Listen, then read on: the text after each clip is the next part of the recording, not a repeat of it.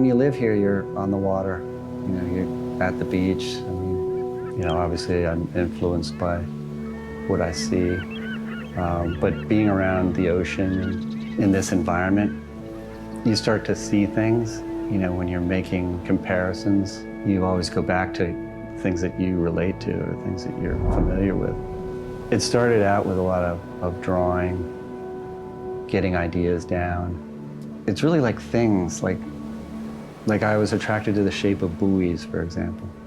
So a lot of the drawings, and you'll see, relate to those sort of things. I try not to limit the things that I'm drawing from, but I've realized that a lot of them have to do with my memory, you know, things that are just sort of ingrained in your subconscious. They often emerge in these drawings that I make. And at some point I make the leap, because with drawing, it's all kind of a two-dimensional illusion of space. So for me anyways, I have to go to some sort of plastic material like clay.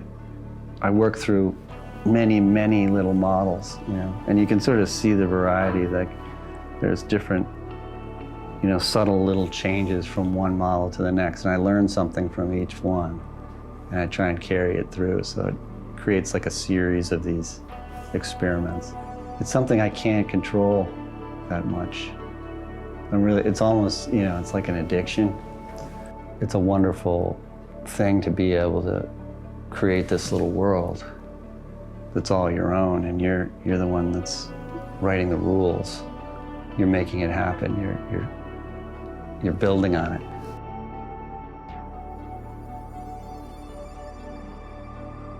When I start a big project, there's a little bit of like dread, because it's like the labor involved is just, I think it excludes a lot of people. There's like got to be 1 million welds in each one of these things. They're all like little spot welds, you know, and then you aren't even done. You got to grind it and polish it. And so that's part of my design process, is like, I don't want to give them too much information, you know. I want to kind of tease people with these things that look familiar somehow, but they can't really place them right away. They can have an impact. I had spent quite a few years making those sort of, I call them sprockets, you know. But I was spending a lot of time, you know, doing these nice clean welds and then hiding them, you know, just disguising all this stuff. But I started to question, why am I hiding this? You know, because it's kind of cool that I would get to the point where it was just the structure, and then I'd cover it up. But before I covered it, I'd be like, oh, there's something going on here, you know, that maybe I shouldn't be covering it. If you look at the development of my work, it doesn't stay the same for very long.